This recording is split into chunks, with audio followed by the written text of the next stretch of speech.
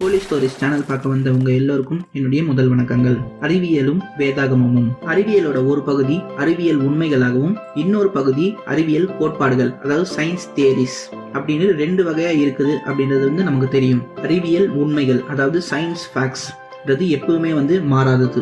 ஆனா அறிவியல் கோட்பாடுகள் சயின்ஸ் தியரிஸ் அப்படின்றது காலப்போக்கில் மாறக்கூடியது. அதே நேரத்துல காலப்போக்கில் அது உண்மையே கிடையாதுன்ற அளவுக்கு மாறக்கூடியது. இதுக்கு உதாரணம் சொல்லணும் அப்படின்னா டால்டன் அட்டாமிக் தியரி. இந்த டால்டன் அணு கொள்கையில என்ன சொல்றாங்க அப்படின்னா அணுவை பிரிக்கவே முடியாது அப்படின்றதுதான் இந்த கோட்பாடு. ஆனா கடந்த நூற்றாண்டுல அணுவை பிரிக்க முடிஞ்சு அதுல அணுகுண்டு, அணு மின்சாரம், அது மாதிரி நிறைய விஷயங்களை தயாரிச்சு டால்டன் அணு கொள்கை தவறானது அப்படின்னு சொல்லிட்டு நிறுவப்பட்டுச்சு. வேதத்துல நிறைய அறிவியல் செய்திகள் இருக்கு. இந்த அறிவியல் செய்திகள் எப்போதுமே மாறாத உண்மைகளாகும். உலகத்துல இருக்க நிறைய அறிவியல் அறிஞர்கள் அவங்களுடைய காலகட்டத்துல வேதத்துல உள்ள அறிவியல் தவறுன்னு சொல்லிட்டு அப்புறமா அவங்களே சிறிது காலம் கழிச்சு அது எல்லாமே உண்மை அப்படின்னு சொல்லிட்டு கண்டுபிடிச்சிருக்காங்க. அதனால அறிவியல் அறிஞர்கள் சொல்ற அறிவியல் கோட்பாடுகள் தவறாகலாம். ஆனா வேதத்துல கூறுற அறிவியல் எப்பவுமே மாறாதது. இந்த மாதிரி வேதம் கூறுற அறிவியல் உண்மைகளை பத்தி தான் இந்த வீடியோல பார்க்க போறோம். வாங்க வீடியோக்குள்ள போகலாம்.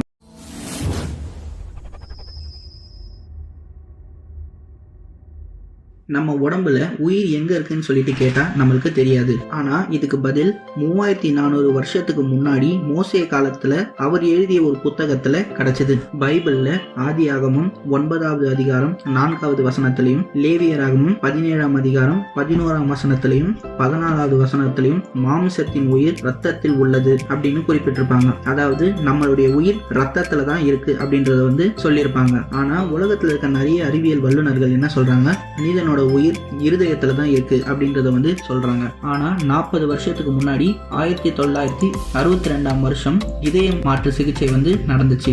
இது மூலியமா உயிர் இருதயத்துல இல்ல அப்படின்றத புரிஞ்சுக்கிட்டாங்க. இதுக்கு அப்புறம் அறிவியல் வல்லுநர்கள் எல்லாரும் சேர்ந்து மனிதனோட உயிர் இருதயத்துல இல்ல மூளையில இருக்குன்னு சொன்னாங்க. அதுக்கு 10 வருஷத்துக்கு முன்னாடி மூளையில இருந்து உடலுக்கு வர ஒரு முக்கியமான தொடர்பு அறுந்து போன நிலையிலையும் ஒருத்தர் அவருடைய நினைவு இல்லாம உயிரோட இருந்ததை பார்த்தாங்க. இதை பார்த்ததுக்கு அப்புறம் உயிர் மூளையில இல்ல அப்படின்றத புரிஞ்சுக்கிட்டாங்க. இது எல்லாத்துக்கும் அப்புறம் அறிவியல் வல்லுநர்கள் எல்லாரும் சேர்ந்து ரத்தத்துல தான் உயிர் இருக்கு அப்படின்றது முடிவு பண்ணாங்க. ஆனா இந்த ஒரு விஷயம் வேதாகமத்துல 3400 வருஷத்துக்கு முன்னாடியே குறிப்பிடப்பட்டிருக்கு.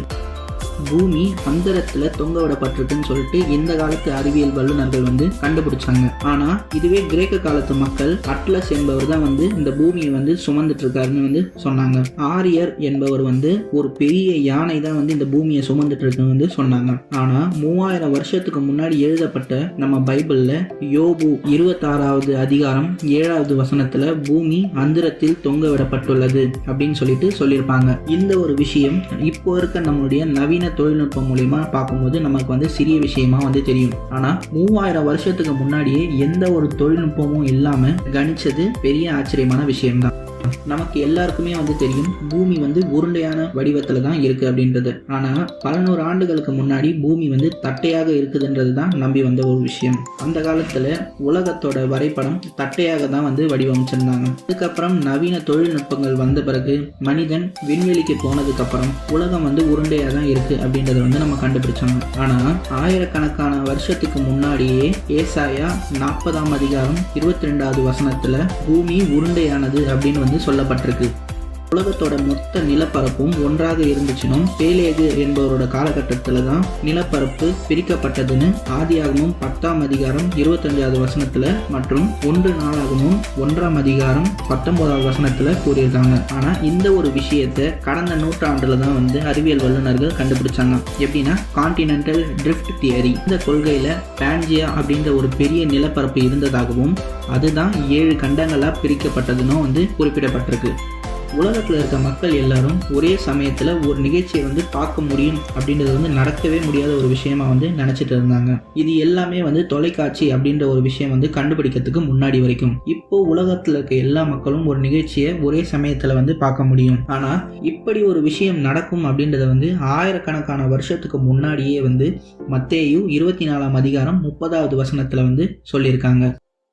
கிறிஸ்து வாழ்ந்த காலத்துல இருந்த அறிவியல் வல்லுநர்கள் நட்சத்திரங்கள் வந்து ஏறத்தாழ 3000 இருக்கும் அப்படின்னு வந்து நம்பிட்டு இருந்தாங்க. ஆனா அதுக்கு 500 வருஷத்துக்கு முன்னாடியே எரேமியா தீர்க்கதரிசி விண்மீன்கள் எண்ண முடியாத அளவுக்கு இருக்கு அப்படின்றத வந்து எரேமியா 33ஆம் அதிகாரம் 22வது வசனத்துல வந்து சொல்லியிருக்காங்க.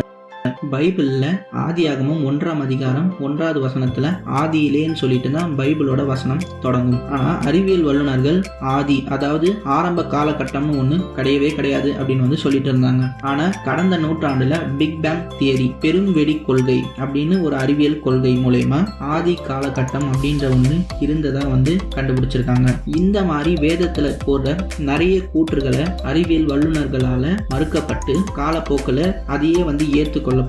கர்த்தர் தான் இந்த பேரண்டத்தையும் உலகத்தையும் உயிரினங்களையும் எல்லாத்தையும் வந்து படைச்சாரு அப்படின்றத வந்து நிறைய அறிவியல் வல்லுநர்கள் இன்னைக்கும் வந்து நம்புறாங்க. இதே போல எல்லா அறிவியல் வல்லுநர்களும் வேதத்தை நம்பக்கூடிய ஒரு காலகட்டம் கண்டிப்பாக வரும். நான் சொன்ன இந்த விஷயங்கள்ல உங்களுக்கு சந்தேகம் இருந்தா நான் குறிப்பிட்டு சொன்ன அந்த வேத வசனங்கள்ல போய் செக் பண்ணி பாருங்க. பைபிள்ல சொல்லப்பட்ட எல்லா விஷயங்களுமே வந்து உண்மையானது தான். அது இதுவரைக்கும் நடக்கல, இப்போ நடக்கலனாலும் பிற்காலத்துல கண்டிப்பா நடக்கக்கூடியது. அதனால பைபிள் சொல்ற வழிமுறைகளை பின்பற்றி வாழ பார்ப்போம். ஓகே கைஸ், இந்த வீடியோ உங்களுக்கு பிடிச்சிருக்கும் நம்புறேன். பிடிச்சிருந்தா ஷேர் பண்ணுங்க, சப்ஸ்கிரைப் பண்ணுங்க. இந்த வீடியோ பத்தி உங்களுக்கு என்ன தோணுதோ அதை கமெண்ட் செக்ஷன்ல கமெண்ட் பண்ணுங்க. Thank you all.